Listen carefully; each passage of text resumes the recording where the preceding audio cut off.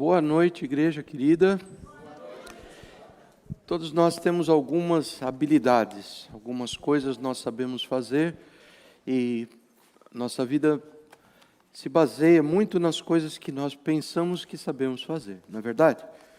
Uns estão aqui porque sabem manejar um carro, estão aqui porque conseguem enxergar e outras coisas mais. Deus nos tem dado muitos conhecimentos, muitas habilidades. Isto nos permite conviver com pessoas, permite usufruir da vida. Isso tudo é tão bom.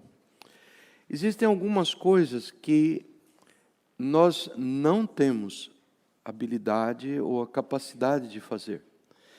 E eu gostaria de dirigir a ceia do Senhor nessa noite com vistas a 3 coisas muito importantes que é importante que nós saibamos que nós não podemos fazer e que estas coisas estão reservadas, essa capacidade de fazê-las está reservada a Deus,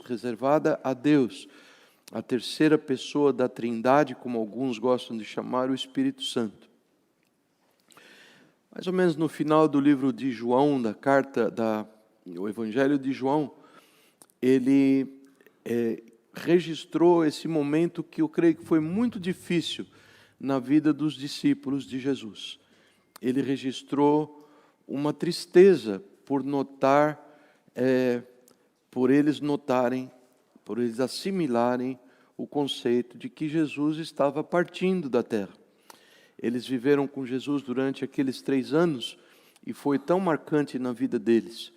E agora eles percebem que vão perder a presença física de Jesus com ele. Aquilo causou uma grande tristeza. E essa parte que eu vou ler para vocês do Evangelho de João, ele nos ensina a resposta para os discípulos e nos ensina essa resposta também aplicada a coisas do nosso dia a dia.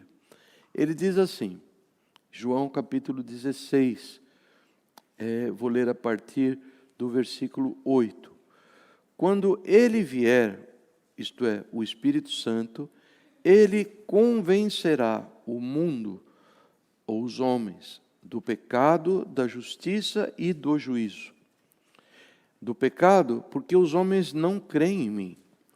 Da justiça, porque eu vou para o Pai, e vocês não me verão mais. E do juízo, porque o príncipe deste mundo já está condenado. Jesus está explicando a função que eu tenho chamado do principal descrição da função do Espírito Santo, é dada aqui por Jesus, em que ele nos conta isso. Ele convencerá. Quando alguém tem que convencer alguém, uma outra pessoa, é que os dois estão em posição diferentes, não é verdade? Eu tenho que convencê-lo que a qualquer hora vai cair uma chuva muito forte. Alguém tem que me convencer que não vai vir um furacão, porque quando eu estava vindo para cá, o tempo estava tão feio, uma chuva e aquele vento morno, típico do furacão. Alguém tem que convencer, outro significa, nós dois não estamos de acordo nessa questão. Pois essa é a verdade a respeito do Evangelho do Senhor Jesus. Os homens, o mundo, não está convencido de que aquelas coisas que praticamos e que desagradam a Deus, porque a palavra dele nos diz, não está convencido, os homens, nós não estamos convencidos que aquilo faça qualquer diferença nas nossas vidas. Alguém diria, uau, isso é um insulto a Deus, eu também acho que é.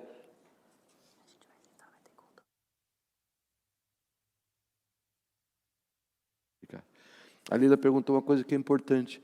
Nós teremos a ceia no início do culto. É apenas uma palavra breve. E nós vamos ter a ceia no início. Então, é um insulto a Deus que ele tem uma opinião e eu não concorde com ele, mas ninguém vai ser considerado culpado por ser antagônico a Deus, porque Deus sabe disso. Deus conhece isto ao nosso respeito. E ele enviou o Espírito Santo, que fala ao nosso coração ele sussurra ao nosso coração, à nossa mente, à nossa consciência, mostrando, isto não está certo, filho, isto tem que ser mudado. Como eu planejava dizer mais no final, quando nós vemos a lei de Deus, quando nós vemos as determinações de Deus, e não estamos convencidos a respeito dela, o Senhor nunca nos apresenta a sua lei para nos condenar. A lei não tem esse peso. Ele nos mostra a sua lei para que nós corramos para a cruz, como que pondo a mão na cabeça, dizendo: Senhor, eu estou completamente equivocado, eu preciso do Senhor, eu preciso da Tua graça, eu preciso que o Senhor me perdoe desse meu pecado. Aí tem uma outra dificuldade. Nós também não cremos na justiça de Deus. Nós também não cremos que Deus perdoa pecados. Isso que ele diz. O Espírito Santo virá para convencer da justiça, porque eu morrerei, irei para o Pai. Em outra linguagem, em Romanos 4:25, ele diz assim, que Jesus morreu pelos nossos pecados e ressuscitou para a nossa justificação. Mas nós não cremos nisso também. O Espírito Santo é que precisa nos convencer de que isto é verdade. E o último ponto, ele diz assim, também o Espírito Santo nos convencerá do juízo ou julgamento. Por quê? Porque o príncipe deste mundo, porque o diabo já está condenado. O que isso significa? O Espírito Santo também nos convence, quer nos convencer, de que não dá futuro seguir o diabo. Não dá futuro fazer as coisas que ele quer que nós façamos, que ele nos tenta fazer. Ainda que pareça que nós estamos ganhando algum tipo de vantagem, e algum tipo de lucro, algum tipo de prazer, algum tipo de popularidade, ele diz: você segue o diabo, ele já está condenado, e você vai sofrer a mesma justiça que um dia ele vai sofrer. Eu não creio que essa palavra tenha ficado clara para muitos durante muito tempo, mas Deus é bom, está no bom tempo dele nos revelar isto. Num tempo em que nós temos vivido, em que todos, um a um, pouco a pouco, têm se dado ao luxo de pensar que é forte demais e que faz as coisas pelo seu próprio propósito, decidindo por si mesmo. O Espírito de Deus intervém na nossa vida e traz a nossa lembrança. No dia 31 de outubro se comemorou 500 anos da reforma. A casa estava caindo de podre. E esses homens que não amaram suas vidas até a morte, muitos foram sacrificados, batidos, queimados vivos, humilhados das formas mais terríveis. Eles levantaram essa bandeira de que chegar-se ao Senhor Jesus é só pela graça. Ele precisa nos convencer, nós não podemos nos convencer a nós mesmos. É o pecador que diz: Senhor, eu me arrependo da minha incredulidade, que diz: Senhor, eu me arrependo por não crer na Tua justiça, Senhor, eu me arrependo de estar seguindo os meus pecados como se não fosse existir amanhã. A graça do Senhor capacita esta pessoa a participar da salvação de Jesus. Não é uma coisa tão grandiosa isso? Nada depende do homem, nada, zero. Você não conseguiria, eu não conseguiria. Jamais alguém foi salvo porque fez um propósito de ser salvo, porque levantou a mão e veio à frente, porque foi batizado, porque deu dízimo, porque cantou. Estas coisas não salvam. E ele segue dizendo: somente através de Cristo, somente através de fé, somente nas Escrituras, somente para a glória de Deus. Essa é a bandeira que foi levantada há 500 anos, num momento tão crítico da história. Um senhor chamado Osler disse assim, que aqueles que se esquecem ou ignoram o passado correm o risco de sofrerem as mesmas dores que outros sofreram no passado, para reaprender aquilo que deve ser aprendido. Alguma coisa mais ou menos assim. Nós não podemos nos esquecer.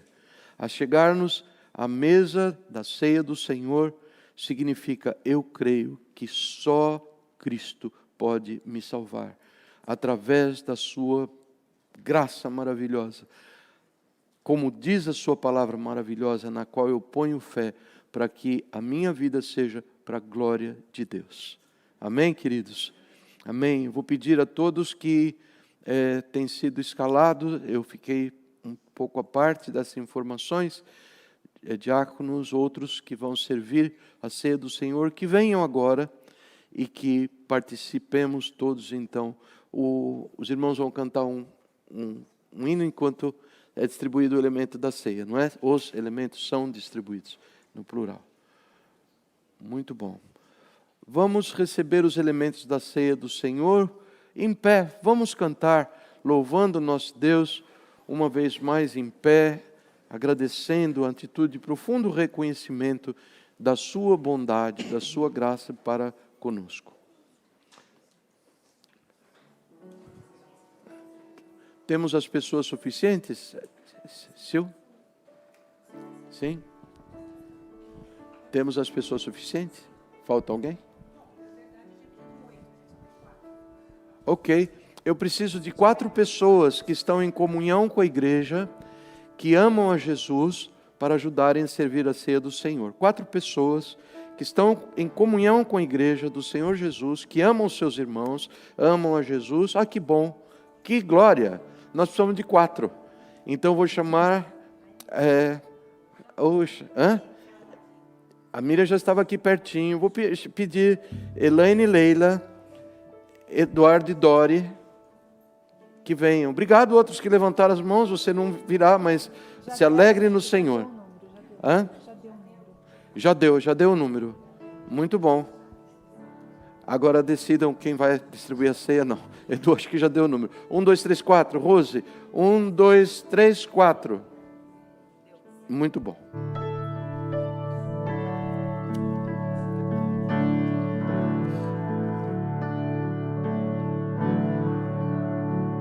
Jesús el Señor, el precio pagó su vida por mí, Él entregó, me dio salvación y me liberó. En el Calvario venció.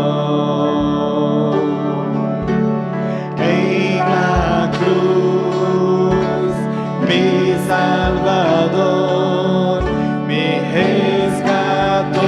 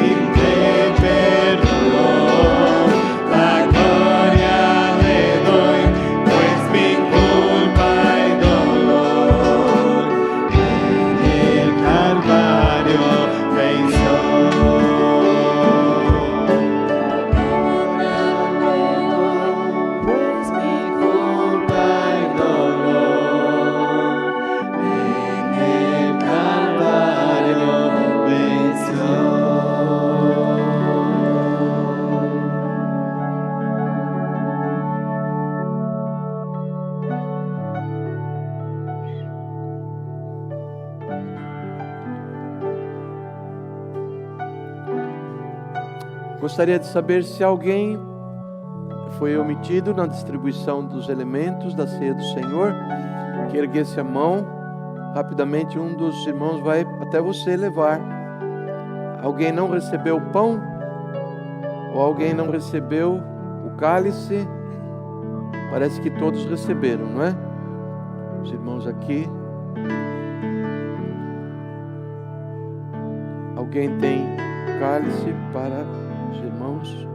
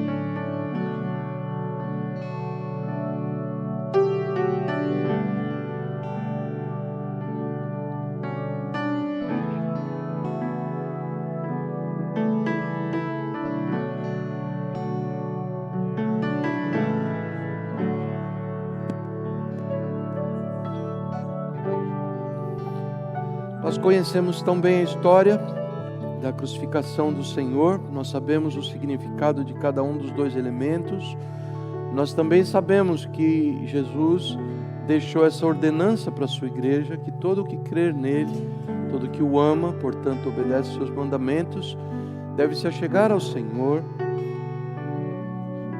deve sondar seu próprio coração e tomar a ceia do Senhor. Esse é o mandamento do Senhor que se encontra lá em 1 Coríntios capítulo 11.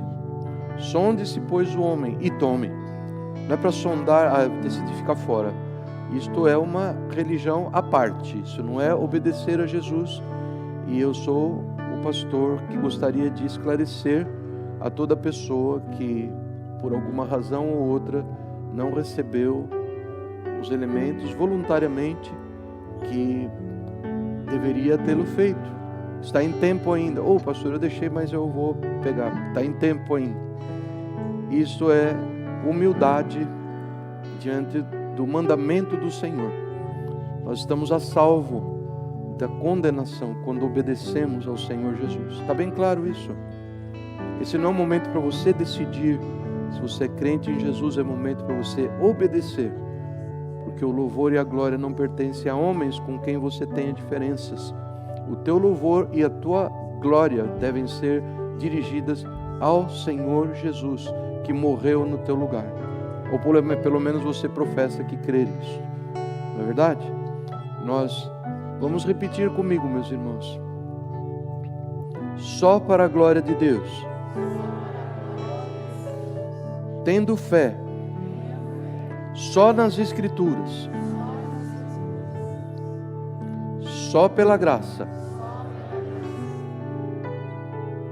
eu vou comer agradecido ao meu Deus. Comamos, irmãos.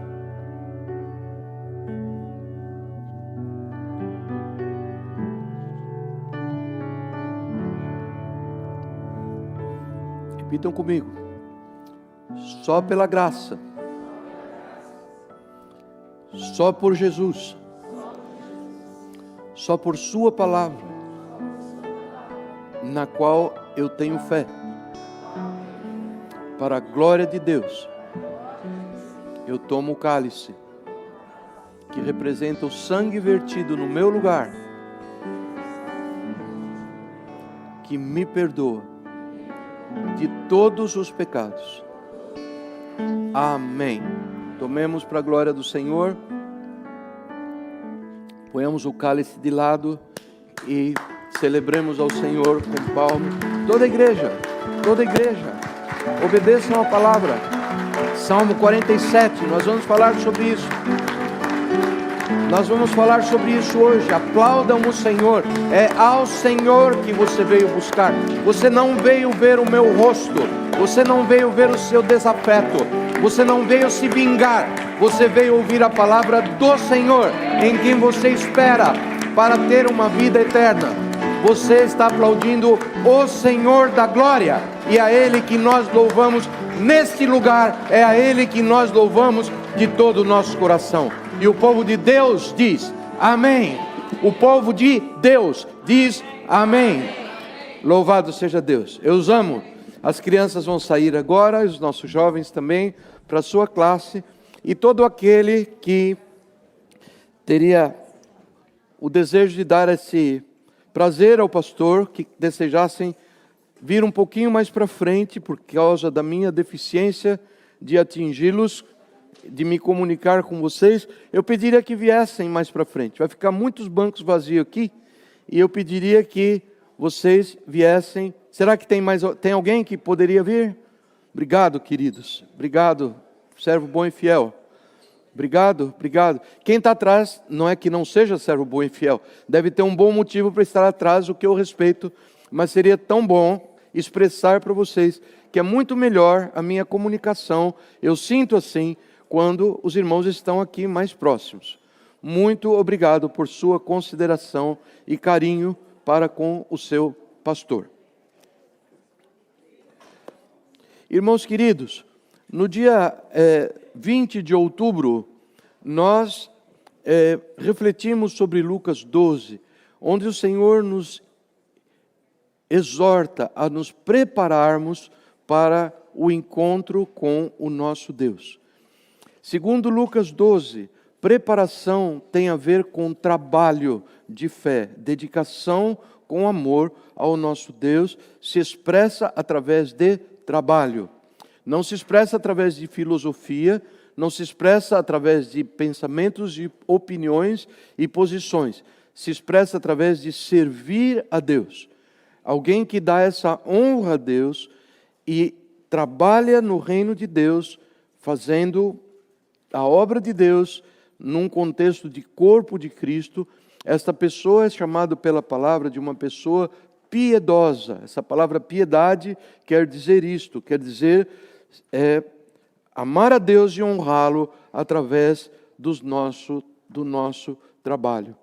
Ele nos conta, a palavra de Deus nos conta, complementando aquela passagem impressionante, que nós devemos ter os olhos abertos e pedir ao Senhor graça para sermos atuantes com relação às vidas dos homens, salvos ou não salvos ainda, cuidando, zelando deles, fazendo o nosso melhor por eles, no que diz respeito às suas vidas espirituais, ou à sua falta de vida espiritual. Aquele que ainda não se converteu precisa vir para o Senhor para ser salvo, e aqueles que são já convertidos, para que não se endureçam pelo engano do pecado. Talvez alguns vão se lembrar daquela passagem impressionante em Hebreus capítulo 3, onde ele diz que nós devemos ficar vigilantes, de olho, para que ninguém se endureça pelo engano do pecado. Mas devemos instar com essas pessoas, não deixar para amanhã, mas no dia que se chama hoje, nós buscarmos,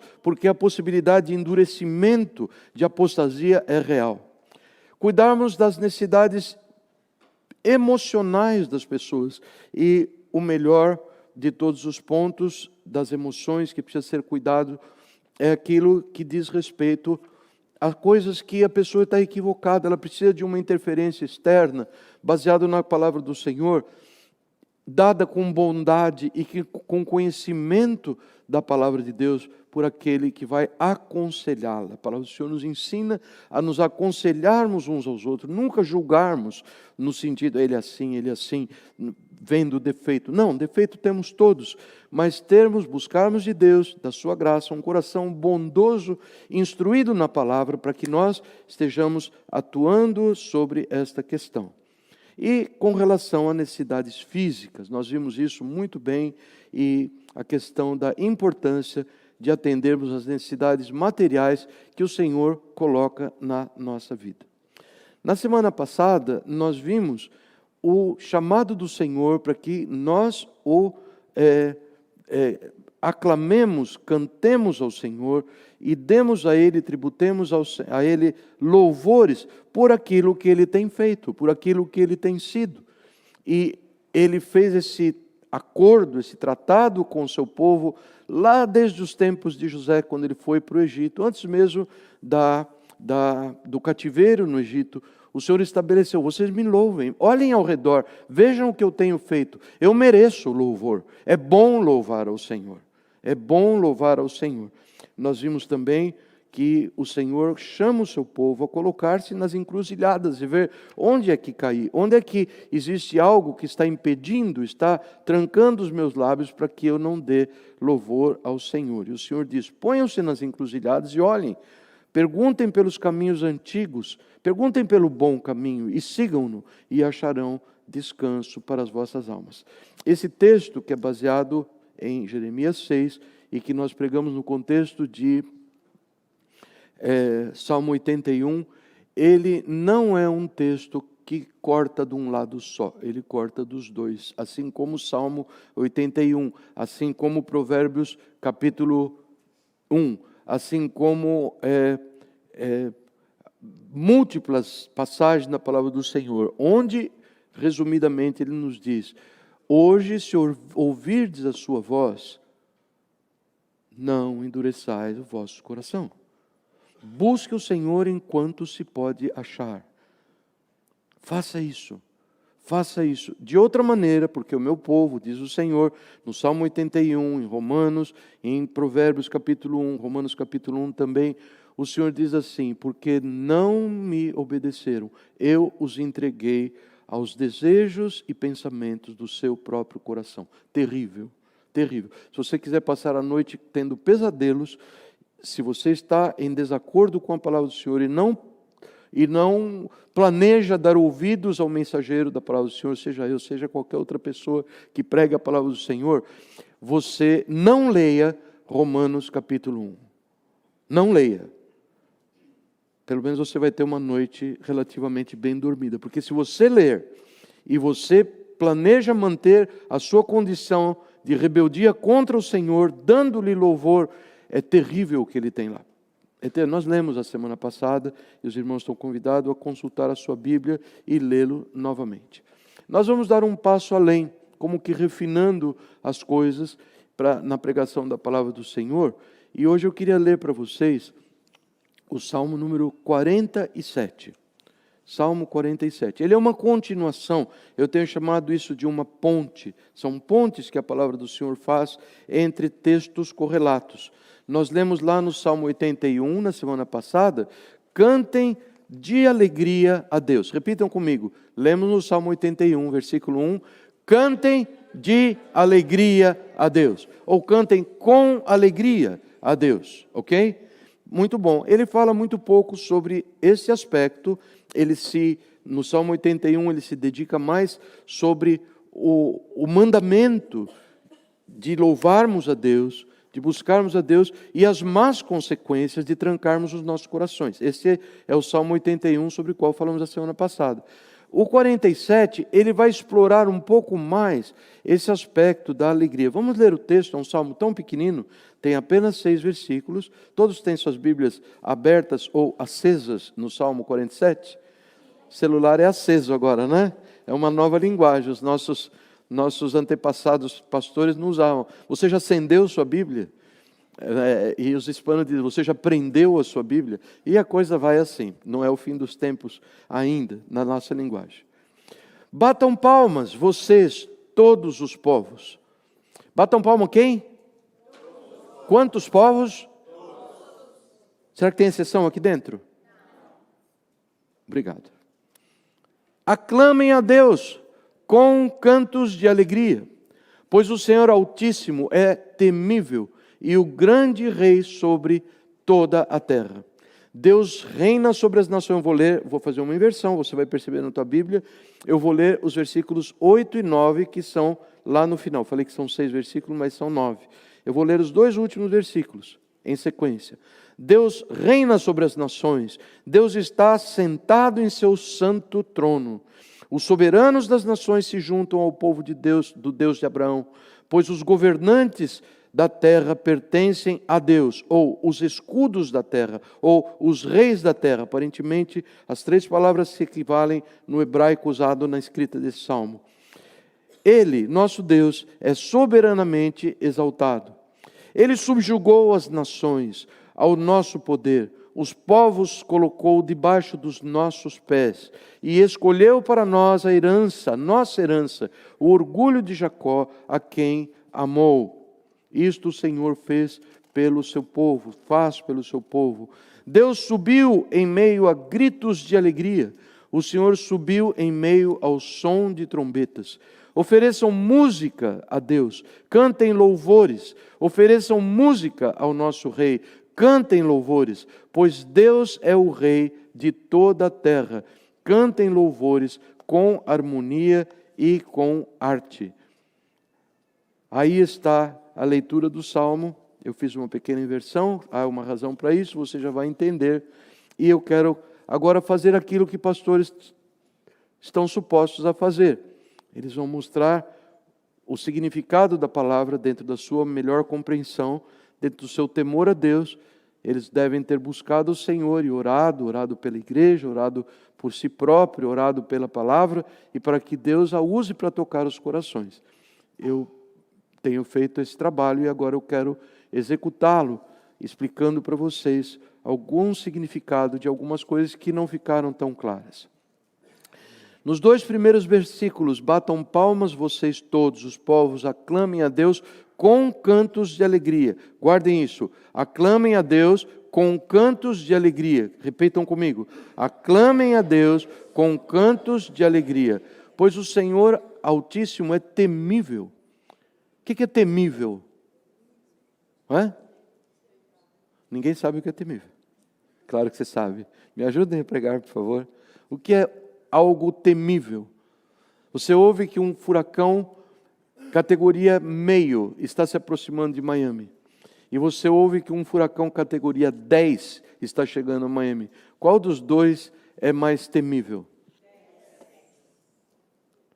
Não me façam sentir que eu estou dando aula para o pré-primário, que eu sou muito ruim para isso. Mas é óbvio, o Senhor Deus, o Senhor Altíssimo é temível. Ele é o grande rei, Ele é o grande dominador. É Ele quem dá as cartas sobre toda a terra. Uma passagem paralela muito interessante nos fala sobre a glória de Jesus. Em Hebreus capítulo 1, ele diz assim: o Filho, Jesus, é o resplendor da glória de Deus e a expressão exata do seu ser. E Ele sustenta todas as coisas por sua palavra poderosa. Jesus é aquele que criou todas as coisas segundo a vontade de Deus, que realizou a redenção sobre a qual nós falamos na ceia do Senhor, mas Ele não está lá no céu sentado à direita de Deus esperando a nossa chegada apenas. Ele está em controle das coisas que ocorrem no universo. E mais, a sua palavra poderosa determina o destino daquilo que está acontecendo nas nossas vidas. Isso é tremendo ou não? Isso dá a mim uma configuração sobre a realeza de Jesus muito grande. Eu quero andar em harmonia com Ele. Eu quero andar crendo que, de fato, todas as coisas estão na mão do Senhor Jesus. Esta compreensão dada pelo Espírito de Deus, nós não cremos. Ele nos leva a crer, conforme nós falamos na hora da ceia. Esta compreensão nos tem levado algumas vezes a nos aproximarmos de Deus com convicção de que para Deus não há impossíveis. E isto nos levou a fazer certos pedidos, estou falando nós, porque eu estou falando em termos de família, eu, Adé, as crianças, isso nos levou a orar por coisas completamente impossíveis. Aos olhos dos homens alguém diria assim: você está maluco, isso não vai acontecer. Reis jorões, que nos dizem, Deus fazer isso? De jeito nenhum. Não, mas aqueles que, sob a convicção dada por Deus, eles ousam e creem no Senhor Jesus, de que é a Ele que compete decidir se aquilo vai ser realizado ou não, existe grande bênção. E eu queria dizer para vocês que é grande bênção orar pelo impossível. É grande bênção. Eu não vou orar, vou perder meu tempo. Você não vai perder o tempo, porque o não você já tem, porque você considera impossível. Nós temos tido, e não vai ser possível mencionar exemplo, um número de situações em que Deus está mostrando para nós a sua bondade, que se estende além daquilo que nossa cabeça quadradinha pensa que é possível, e Ele faz o impossível para mostrar a sua bondade, e isto nos leva ao arrependimento da nossa dureza de coração. Então, um excelente exercício, vale a pena. Dá músculos espirituais, aumenta a fé do crente em Jesus, quando nós não olhamos para as coisas como o mundo olha. Nós não olhamos para as coisas como as pessoas dizem que está prognosticado, vai ser assim, não tem jeito.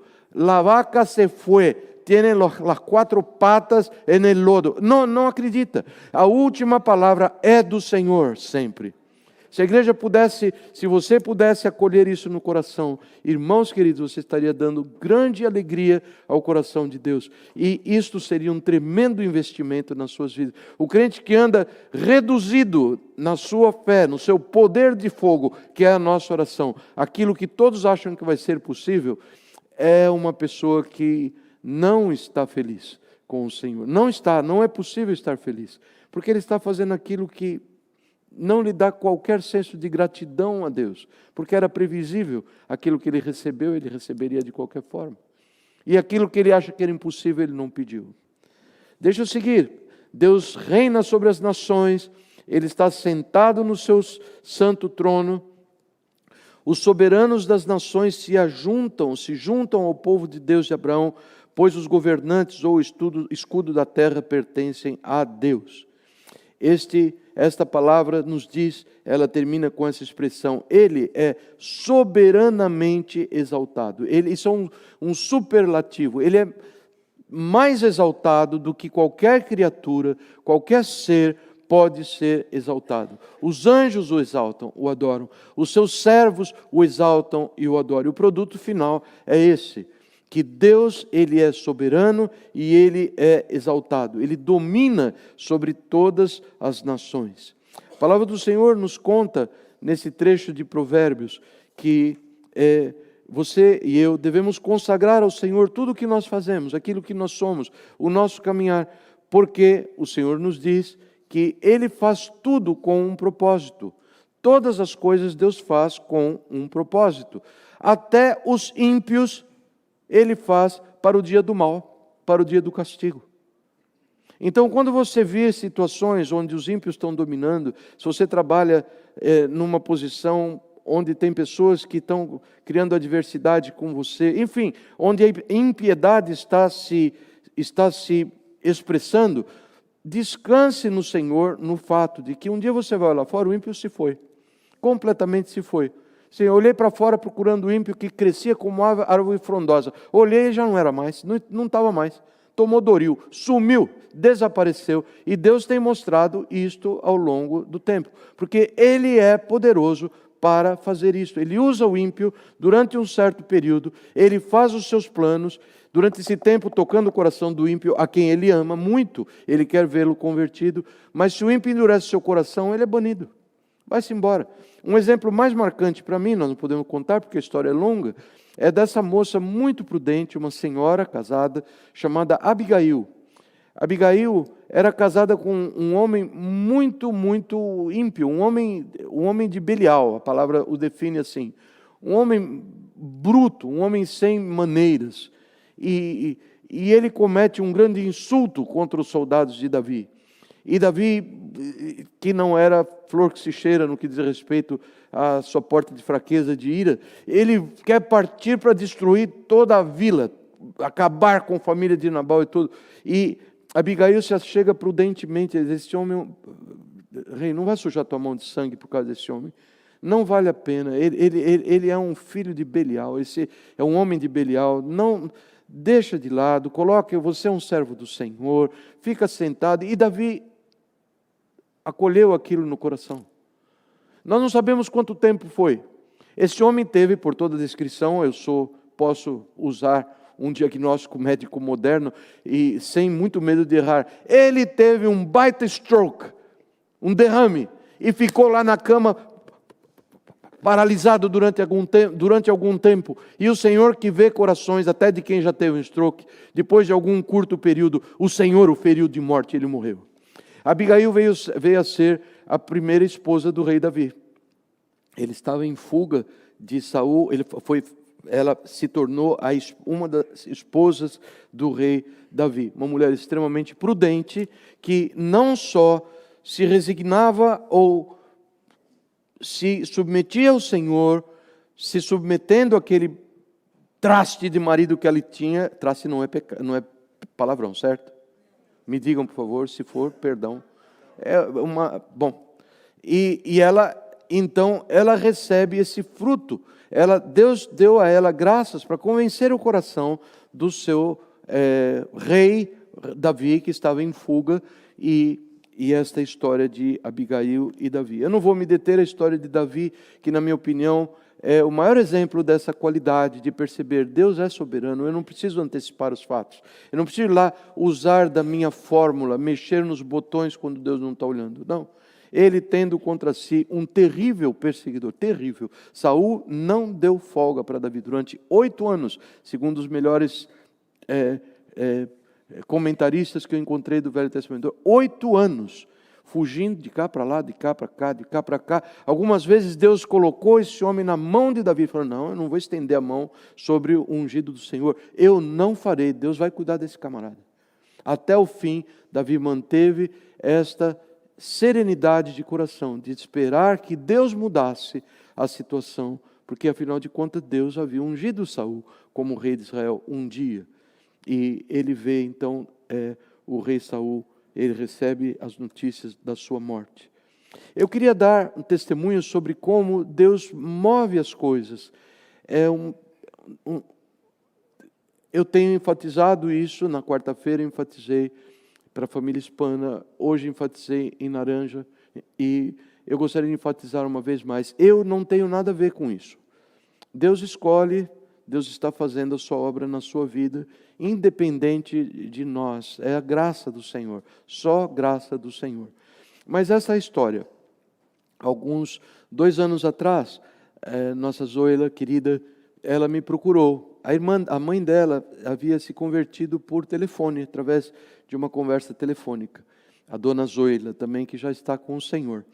Então, ela me procurou e falou, pastor, eu tenho uma pessoa muito querida, o nome dele é Rafael, e ele é casado com Jaqueline, minha prima, não é amiga, é prima de Zoila. Eles moram em Madrid, e foi descoberto que ele tem um tumor no cérebro. Será que o pastor oraria por ele? E falei, claro, Zoila, vamos orar e vamos levar a palavra de Deus para ele, porque ela me contou que ele não tinha Jesus. Resumindo a história, que é longa, Rafael se converteu a Jesus por telefone, abençoado telefone. Será que vale conversão por telefone? Será que Deus é tão poderoso que até através das ondas telefônicas, Ele faz isso. E Rafael se converteu. Bom, o problema, até onde eu sei, é que Espanha é um país muito apóstata, um país muito duro. Não existe... Alguém conhece Espanha e pode conferir esse meu statement? Não existe, ou existe muito poucos servos do Senhor. Proclamação da palavra parece que é restrita por algumas leis, algumas pressões sociais e coisas assim. O fato é que Rafael, doente, recebendo quimioterapia, rádio, o que for, ele nunca teve a condição de se achegar a uma igreja. Não existia. Nós sentamos o Dwight, para ver que Dwight, que mora em Madrid ou nos arredores, nunca funcionou. E ele está lá. O único alimento espiritual para ele, eu digo com humildade, eram as nossas gravações de salmos. Durante esse período, ele escrevia de volta, pastor Neri, eu te quero, te amo, que bueno salmo, assim, porque era a fonte, até onde eu sei, de alimentação para ele. Bem, na segunda-feira, nós estávamos no mercado, Débora e eu, que é nosso passeio favorito, nas segundas-feiras, que é meu dia de folga, e estávamos lá e Zoila telefonou para mim. E ela falou assim, pastor, eu tenho um pedido para lhe fazer. E eu digo, sim, claro, pode falar. O Rafael, hoje, comemora 2 anos de convertido. Será que o pastor pode ligar para ele? Acho que ele vai ficar tão contente. Eu falei, claro, Zoila, não tem problema. Mas ao dizer claro, Zoila, eu, que me considero até um camarada meio equilibrado e não muito dados a extremos emocionais, eu comecei a chorar dentro do mercado. E eu não conseguia parar de chorar. Eu não conseguia. A Devil fez que não viu, eu fiquei escondendo a cara, não queria chorar em frente a todo mundo, seja como for. Eu não conseguia controlar. Os motivos eram muitos, passavam pela minha mente e tudo. E de repente o Senhor falou ao meu coração, vá vê-lo. Senhor, ele não mora em Hialeah, ele mora, diria o rei Jorão, ele mora em Madrid, Espanha, outro lado do Oceano Atlântico, grande mar, não é possível chegar lá, horas, eu trabalho, etc. Senhor, vá vê-lo. A Dé chegou, eu falei, Dé, eu acho que eu vou para a Espanha.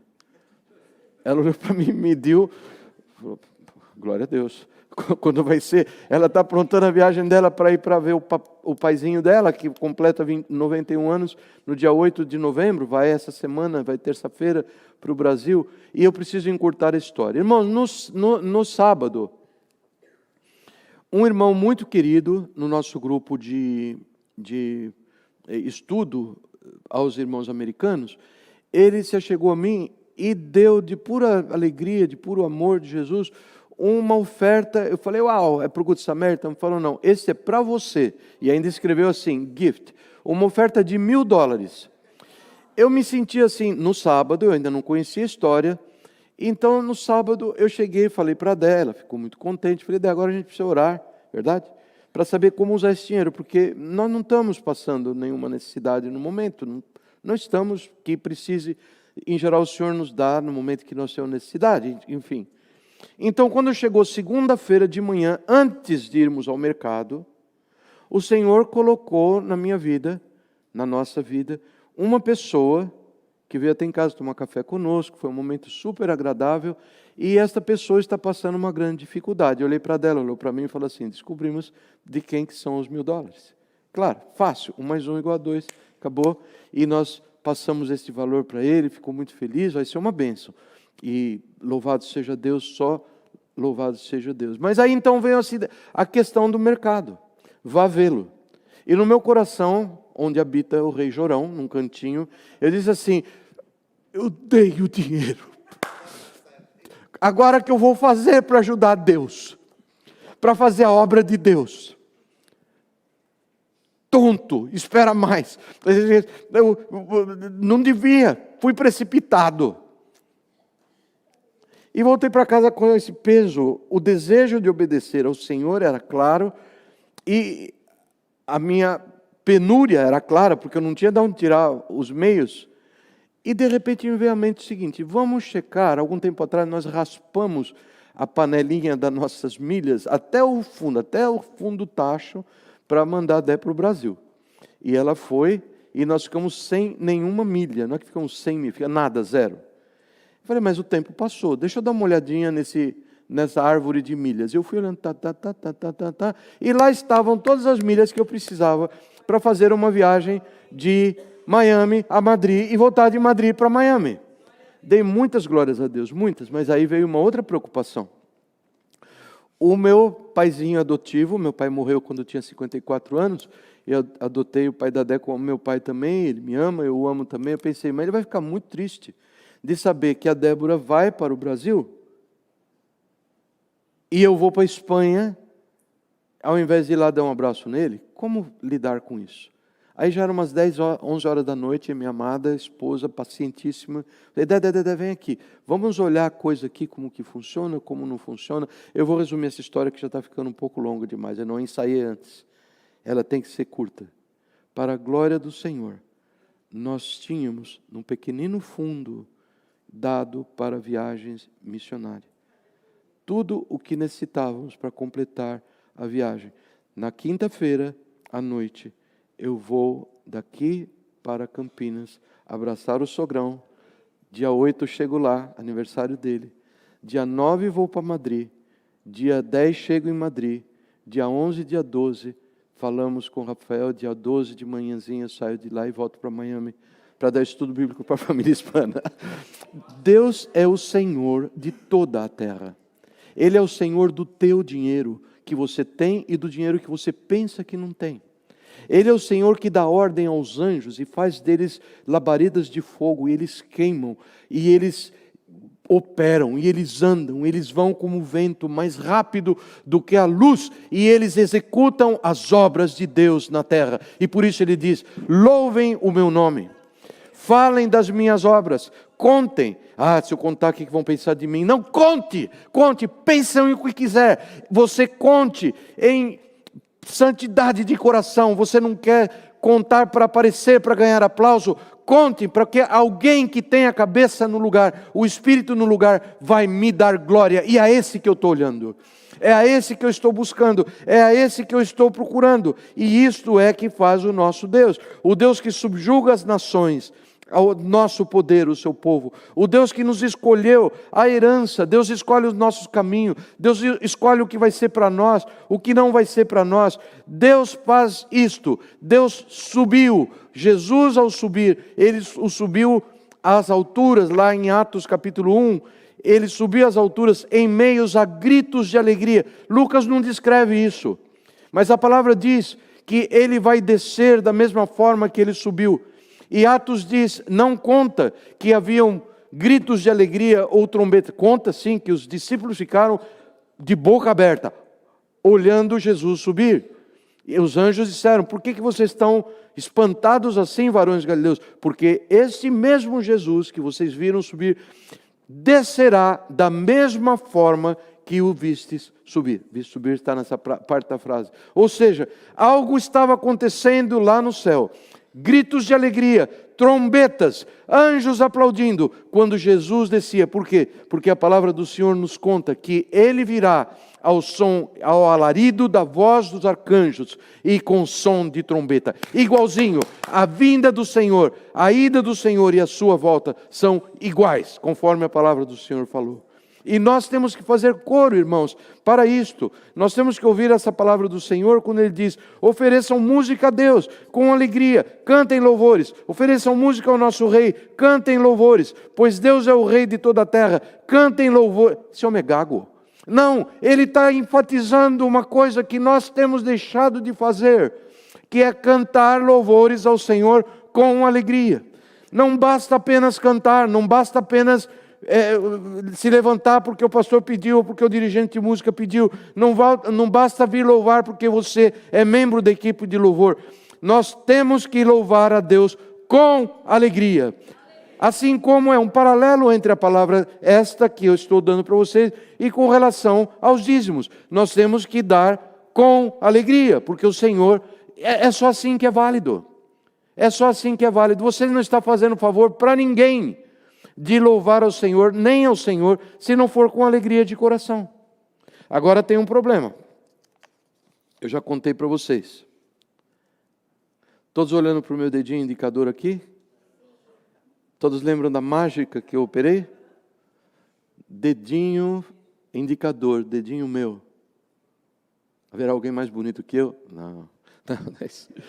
Assim, mova-se para frente. Olha, todo mundo olhando o meu dedo aqui?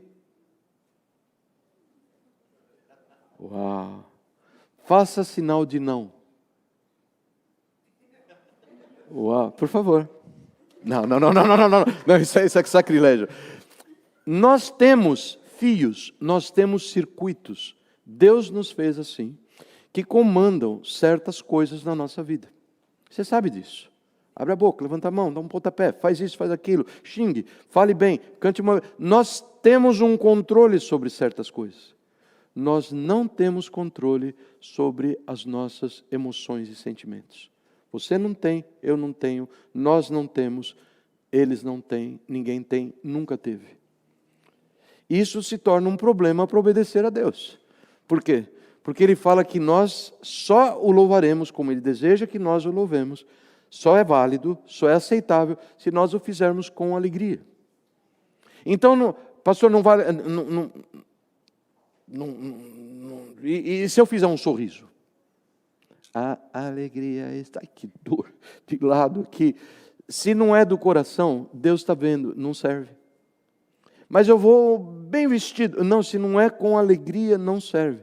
E eu queria contar para vocês, amados, que algumas pessoas entendem que basta cantar ou tocar um instrumento e tudo estará bem, desde que o façam com a consciência de que estão fazendo para obedecer a Deus. Mas isso não é tudo. Deus requer que o façamos com alegria. Não só com alegria interior, mas também exterior, quando Ele diz, com gritos e brados de alegria. O povo de Deus ele é um pouco mais barulhento do que nós somos, para dizer o mínimo. Nós, povo de Deus, temos sido um pouco excessivamente too much contidos no que diz respeito ao louvor, tal como eu entendo. Porque o Senhor diz que para louvá-lo é necessário uma genuína alegria que te leve a gritar de alegria. Brasil, Itália, final de Copa do Mundo. Itália está atravessada aqui desde o dia ganho de 3-2 do Brasil, eliminou da Copa do Mundo. Acho que era da Alemanha. E foi, Brasil e Alemanha ganhando 7-1. 44 minutos, segundo tempo, e lá a bola rola para um, rola para outro, etc e tal. Cai no pé de Marcelo, e Marcelo chuta e gol do Brasil! Isso é um brado de alegria, sim ou não? Seria anormal alguém brasileiro dizer, oh, gol. Muito bem, Marcelo, chutou bem. Muito bem. Isso é anormalidade, isso é doença da cabeça. Isso é uma pessoa perturbada, que vive debaixo da opinião dos outros, e pouco está se lixando com o produto do gol que o Marcelo fez. Verdade ou não? O natural é bradar de alegria. Fala, mas pastor, você está propondo uma medida impossível, porque nós não temos controle sobre as nossas emoções. Como fazer? Eu quero dar algumas respostas para os irmãos, eu sendo o principal paciente dessa clínica da alegria. Eu sou o que me considero o maior necessitado desta alegria do Senhor. Ele diz assim no Salmo 137, olha a cena. Quem escreveu esse salmo nós não temos a menor ideia, mas é alguém que escreveu esse salmo lá na Babilônia. Todo mundo, os estudiosos da Bíblia que sabem que Babilônia foi que levou o povo de Judá, o povo de Jerusalém cativo, e lá eles ficaram quantos anos? 70 anos, em Babilônia foram 70 anos, e lá eles ficaram sofrendo e tudo mais, e durante esse tempo aconteceu uma situação assim. O povo lá sentado, você acha que o povo estava alegre, feliz, batendo palmas de alegria, gozando? Sim? Não. Estavam cativos, eram escravos na Babilônia. E eles estavam lá junto do rio, talvez uma hora de almoço, olhando aquele rio, olhando aquelas árvores, talvez até muito bonitos, não é? Quando alguns babilônios, algumas pessoas chegavam, ei, vocês cantavam lá em Jerusalém? A gente cantava. Às vezes cantava alguma coisa e tudo. E vocês tocavam instrumento? Tocava harpa, tocava outras coisas da época, laúde e outros instrumentos mais. Toca um aí para a gente. Você vai me desculpar, não tem clima. Eu não vou conseguir cantar. Eu não vou conseguir. Não tem jeito. Canta aí, rapaz, quero conhecer como que é um ritmo de Israel. Aí depois eu canto em babilônio, a gente troca aí umas figurinhas, vamos pensar. Eu passo. E isto foi expressado nesse lindo Salmo 137, onde ele diz assim, o que viveu essa história. Junto aos rios da Babilônia, nós nos sentamos e choramos com saudade de Sião. Saudade de Jerusalém. Isso é tristeza, sim ou não? Ali, nos salgueiros, ali na Babilônia, penduramos as nossas harpas. Ali, na Babilônia, os nossos captores, os nossos feitores, aqueles que nos escravizavam, pediam-nos canções. Os nossos opressores exigiam canções alegres, dizendo, cantem para nós, cantem uma das canções de Sião. Como poderíamos cantar as canções do Senhor? Isso significa cantar com alegria numa terra estranha. Então a primeira coisa E eu não vou ficar dando as 10 coisas mais comuns para roubar a alegria, mas certamente é uma coisa de grande importância. Como é que nós podemos cantar com alegria ao Senhor se nós estivermos habitando em terra estranha? O que é estar habitando em terra estranha? O que não é terra estranha? O que é estar em Jerusalém, gozando da presença do grande rei? O que quer dizer isto? Estamos na presença do Senhor, estamos em Jerusalém, gozando da presença do Senhor, do perdão dos nossos pecados, caminhando e vendo o nosso Deus e obedecendo e andando. Isso é estar em Jerusalém. Agora, o que é estar na Babilônia? Cativo. Quem é que nos cativa? Quem é que veio para nos cativar? Quem é que nos veio como acusador? Quem é que veio que é o mentiroso? Quem é que faz isso, gente? Ele arrasta crentes para a Babilônia. E aí você chega aqui no domingo, tem algum irmão bem entusiasmado, bem cheio do Espírito. E agora o povo de Deus vai cantar. Vamos lá, todo mundo cantando. Mas lá dentro você pode até sorrir do lado de fora. Mas lá dentro não existe louvor. Está entendido isso? Como cantaríamos? É impossível. Nessa pergunta que ele faz, existe uma resposta implícita. Não é possível cantar ao Senhor com alegria se eu estou vivendo numa situação de pecado. Não é possível, ponto final. Não é possível. Talvez seja dos assuntos mais batidos, mais insistidos na nossa igreja, que o sangue de Jesus nos purifica de todo pecado. Volte para a cruz, volte para o pé da cruz. O remédio para isso, eu creio, é bem conhecido nosso. Vamos praticar, vamos tomar o remédio, se estamos nessa tristeza? Eu preciso perguntar para mim mesmo, e eu desejaria muito fazê-lo nessa noite, daquilo que tem me magoado, entristecido, opinião. Senhor, eu não quero estar cativo nesta terra, eu quero estar livre na terra do Senhor. Entenderam bem a parábola do Salmo 137? Não é tão difícil. Ele segue, ele fala sobre vingança, mas nós não vamos falar sobre ele mais. A verdade, irmãos, ao meu respeito é essa, e eu penso que seja o seu caso também. Muitas vezes, um outro aspecto, eu me encontro triste, frustrado e insatisfeito. É possível cantar com alegria, triste, frustrado e insatisfeito? Sim ou não? Você canta com bastante alegria quando você está triste, frustrado e insatisfeito? Não, não é possível. Muitas vezes é assim que eu me encontro e frequentemente respondo aos fatos que me cercam com ansiedade. Ansiedade, que é um pecado que se opõe ao desenvolvimento e permanência da alegria. Ansiedade e alegria não andam juntos. Não é possível andar junto. Lá em Filipenses capítulo 4, um dos trechos mais conhecidos do Novo Testamento, o Senhor nos manda: alegrem-se sempre no Senhor. Novamente direi, alegrem-se. Alegrem-se sempre no Senhor. Repitam comigo. Alegrem-se sempre no Senhor. Novamente direi, alegrem-se. Por que Deus está repetindo 2 vezes? Porque o escritor desse salmo repetiu 6 vezes, num só versículo: cantem de júbilo, cante ao Senhor, cante ao Senhor. É que nós precisamos saber que ele considera isso um assunto muito importante. Não só porque ele vai receber o louvor como lhe é devido, mas porque isto resgata a alma do homem. Sem essa alegria nós murchamos e nós morremos. É verdade ou não?